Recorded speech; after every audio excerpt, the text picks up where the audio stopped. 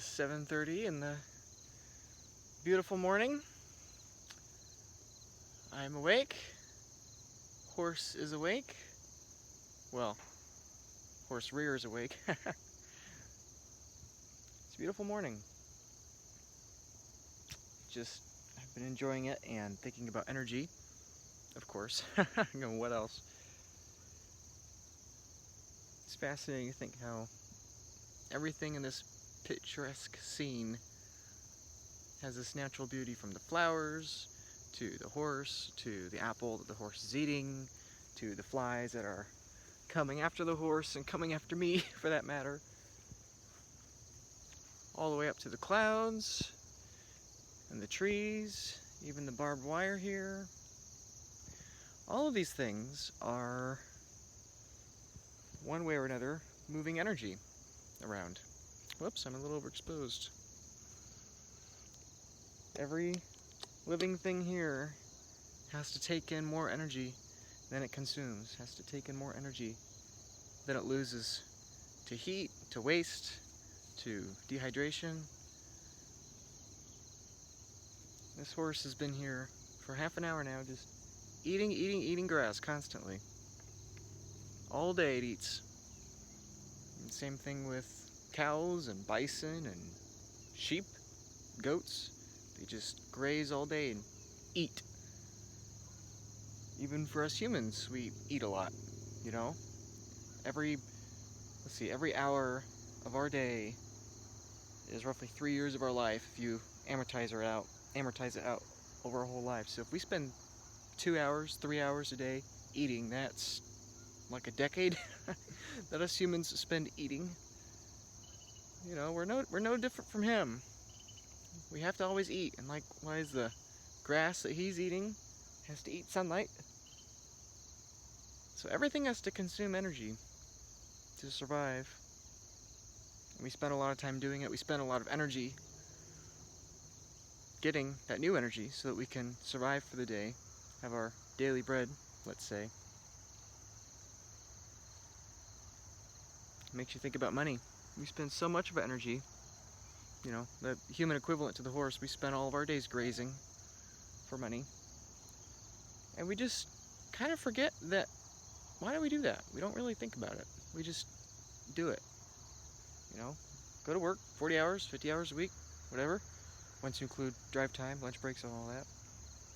You know, we'll spend many hours of our life chasing money, spending our energy for it.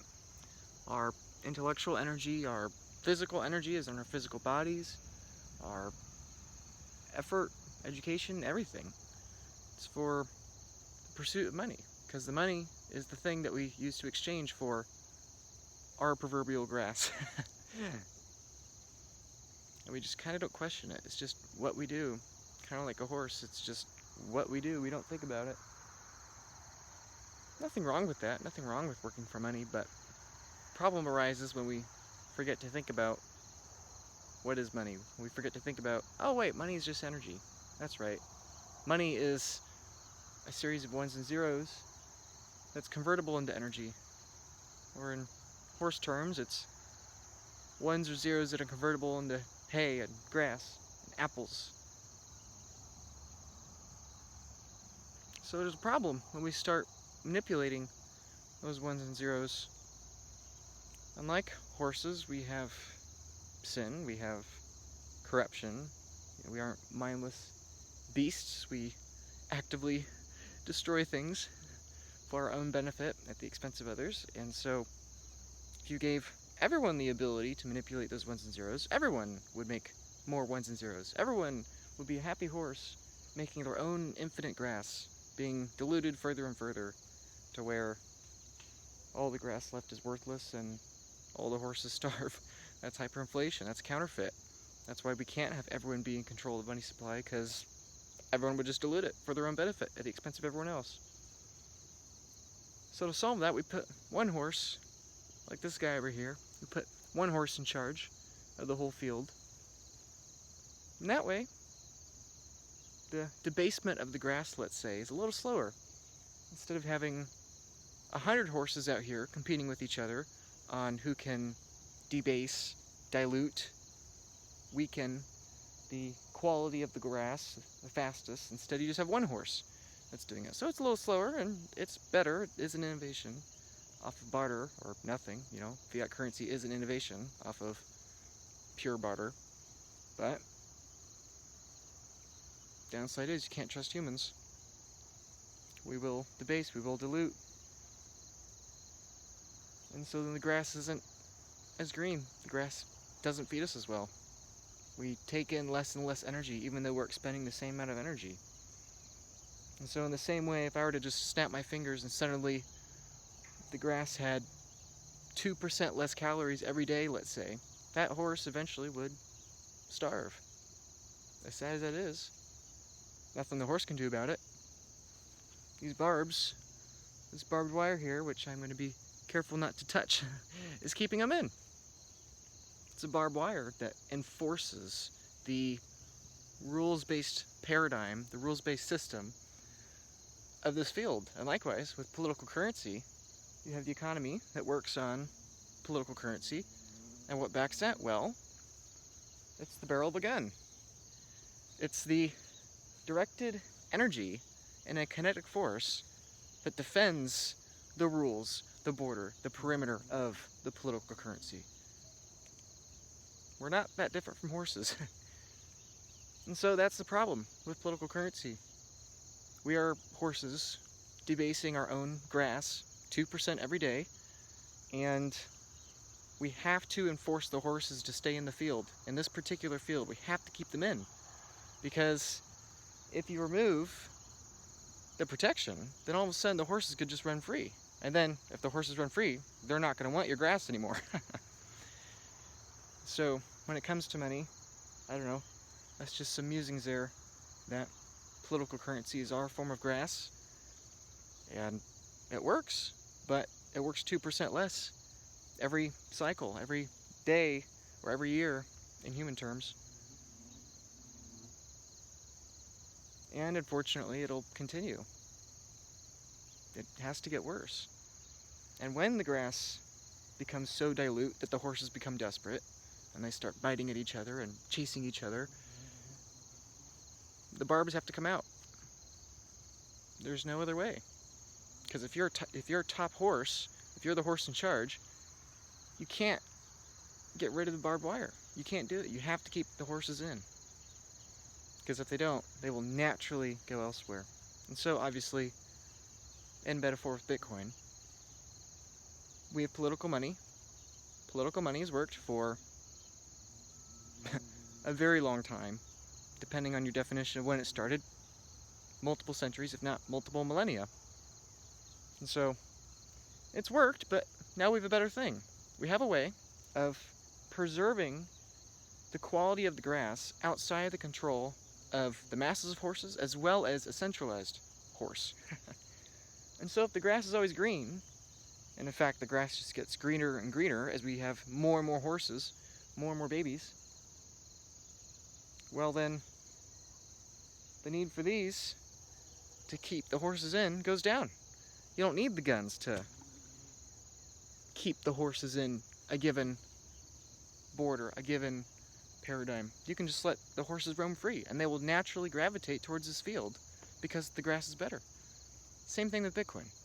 Political currency needs the guns. They need the threat of the barrel of a gun to keep people in. They have to. You're going to threat our dollar backed by oil, we're going to go to conflict. You're going to threat our borders, we have to go to conflict. Look at World War I, look at World War II, look at the proxy wars after World War II. Look at what's happening right now in many places around the world, especially the developing world in the Middle East. Frankly, it's all a battle over who controls the resources, who controls the energy, and money is a major component of that energy. And so, again, in contrast with Bitcoin, if with Bitcoin, instead of grass that becomes more dilute and having to keep the horses in, you just have grass that gets better, you don't need the guns anymore. The horses just prefer it. And the horses are happier for it. And they're freer for it. So, anyway, that's why we crazy Bitcoin people talk about it so much. It's because we know that just game theory wise, eventually, the longer you are not in the open, free field where the grass gets greener, and the longer you're in the field where the energy that you're consuming 40, 50 hours a week becomes more and more dilute, eventually it has to get desperate enough to where things deteriorate. And that's the warning. Bitcoin is both an offer for freedom and greener pastures, as well as a warning that pastures that are designed to fail will fail. And then, of course, there's the obvious metaphor that I always use of the horse versus the locomotive. The horse is big, it's strong, it's beautiful. Yeah, I'm talking about you. He just looked up. I'm talking about you. But he's no match for a locomotive going at 40 miles an hour. If they were in a head-on collision, there's no competition. Before the locomotive, before the iron horse, that was the height of military power. That was your cavalry. That was literally the backbone that you rested upon, charging into battle with your barbed, with your kinetic force, with your sword out, or your pistol. That was the peak of warfare, from the Romans till American Civil War, essentially, or at least the American Revolution. And then the locomotive changed it all, just like that. And if you only know of human history where that's the top weapon, the locomotive doesn't make much sense. So, I don't know. I suppose that's one way to think about Bitcoin, is that it's a new form of technology, and either it works or it doesn't. Either it is a greener pasture or it isn't. If it isn't, then it's a scam, and it's worthless, a speculative bubble, and it's going to zero, and it's just a bunch of hype that people make YouTube videos about with horse pastures. You know, it's stupid. But if it works, it's a pretty big deal. And so if you're looking through the world through the lens of the horse, you probably should start shifting your gaze over to trying to conceptualize a world that runs on rail. A different world. And I hope in a different world like that, there are greener pastures without as high of an economic incentive to have barbed wire. So, I guess that's enough for today.